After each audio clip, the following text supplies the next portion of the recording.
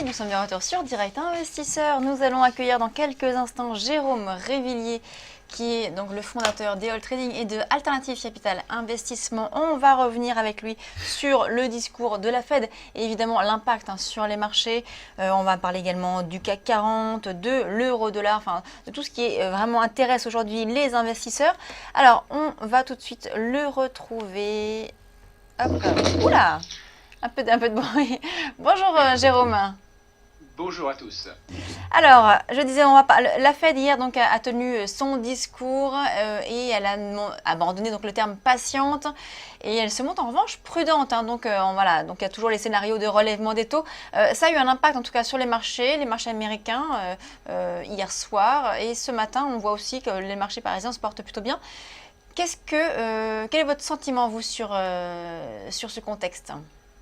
Alors mon sentiment, il est très partagé, très mitigé, parce que je trouve assez inquiétant la focalisation qu'il y a pu avoir des marchés sur un simple mot dans un communiqué, le mot patience.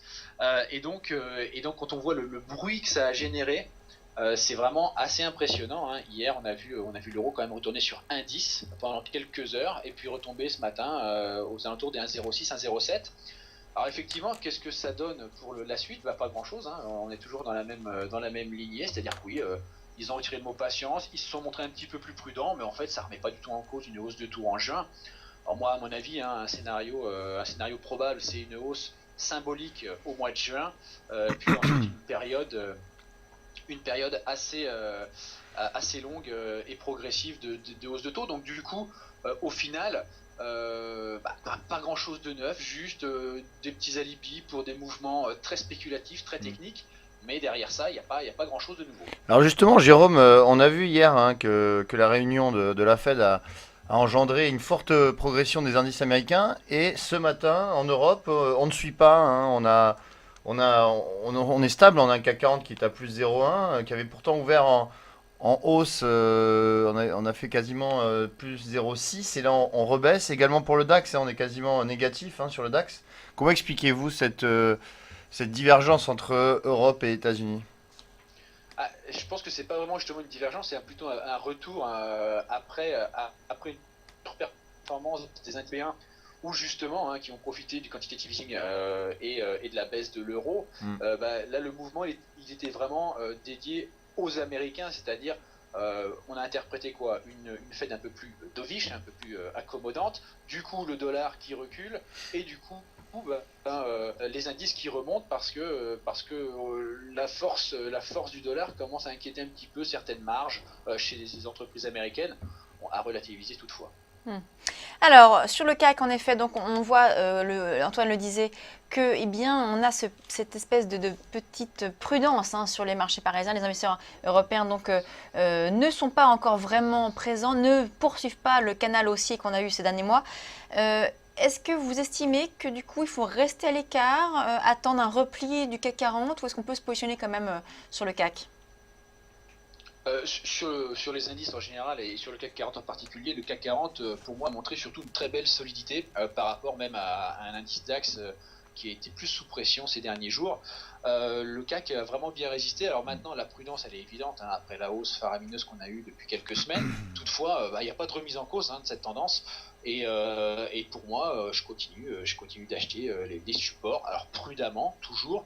Mais bon, si vous achetez des supports depuis déjà quelques semaines, normalement vos plus-values sont là et vous pouvez tranquillement continuer à appliquer cette stratégie.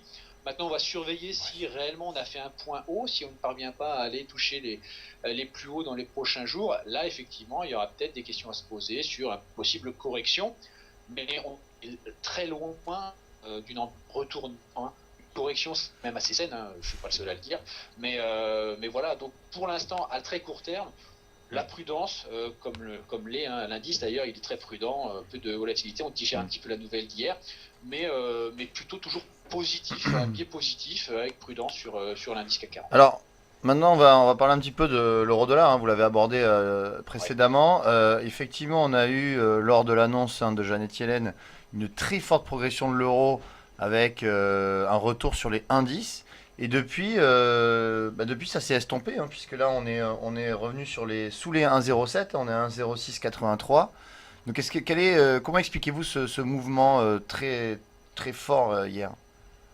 C'est vraiment un ballon de baudruche, hein. Effectivement, on est passé de 1,0650 à 1,1040, donc 400 points sur juste une interprétation d'un mot dans un communiqué.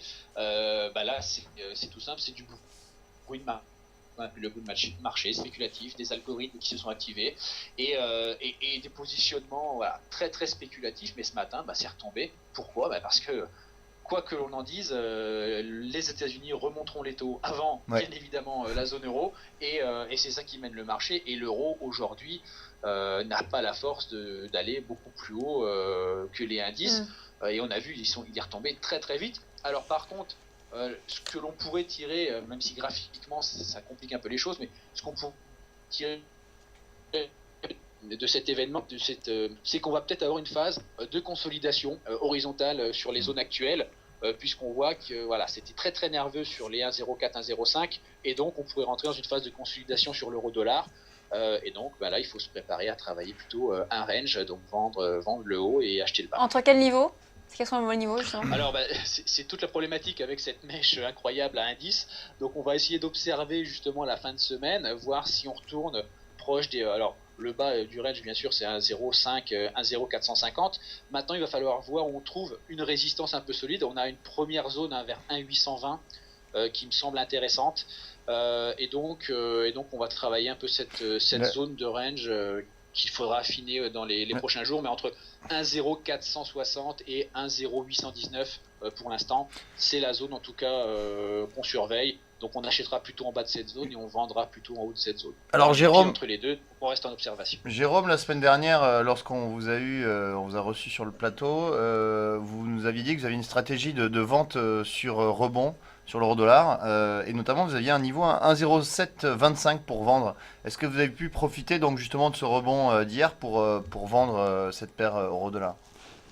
Alors, une règle de base pour moi, c'est de rester en dehors lors de ces événements avec beaucoup d'attentes.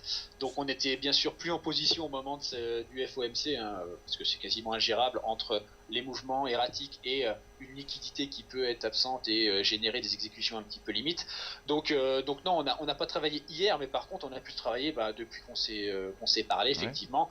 Le niveau des 1,0725 n'a pas été forcément souvent sollicité, mais on avait vendu plutôt 1,0650, 1,0680. Après le plus bas à 1,0460, on avait revu un peu à la baisse les zones de vente. Mais oui, c'est toujours la même stratégie qui est privilégiée, c'est la vente sur rebond. Le tout est de définir des zones précisément en dehors du bruit de marché. Alors justement, là aujourd'hui, on est sur les 1,0680. Est-ce qu'on se positionne maintenant pour justement viser les 1,05, 1,0450 dont vous avez parlé, le bas du range? Justement, je patienterai un petit peu. Je pense qu'on a une zone de support qui peut se matérialiser vers 1,0650. Donc, je patienterai pour un petit rebond vers les 1,730, 1,750. Un petit peu le même niveau que je travaillais la dernière fois, hein, et qui serait sympa pour essayer de commencer à revendre sur rebond. Voilà, là, il faut s'adapter un petit peu à l'amplitude d'hier et à être patient. Un rebond vers 1,725, 1,750 serait à mon avis intéressant pour initier une nouvelle vente. Autre paire à regarder, autre devise à regarder ce matin, c'est le franc suisse. On en a parlé, c'est vrai qu'il y a eu, avec notre précédent intervenant, au niveau des valeurs, c'est vrai qu'on avait vu cette baisse flagrante du franc suisse. Aujourd'hui, on en est où? On a l'impression que ça se passe beaucoup mieux.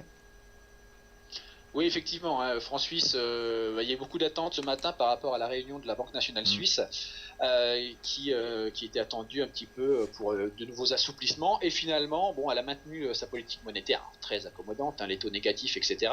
Mais finalement, n'a pas été beaucoup plus loin. Et donc, le franc suisse ce matin, il se reprend tranquillement. Et il va falloir le surveiller parce qu'il pourrait se reprendre un petit peu plus violemment, notamment par rapport à des devises comme l'euro ou la livre sterling, hein.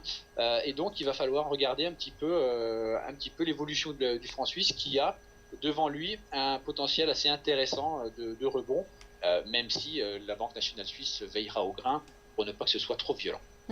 Oui, on a vu donc là sur le graphique du franc suisse, enfin l'euro franc suisse, on voit que Depuis donc cette fameuse journée du 16 janvier où on a eu une mini panique hein, sur les paires, on a un retour de l'euro, donc une dépréciation du franc suisse.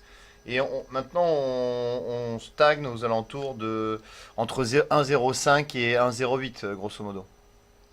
Oui, voilà, on a vraiment une phase.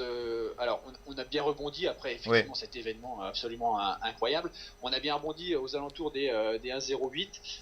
On est revenu, on a touché un bas aussi à 1,0508. Donc voilà, phase de consolidation entre ces zones-là.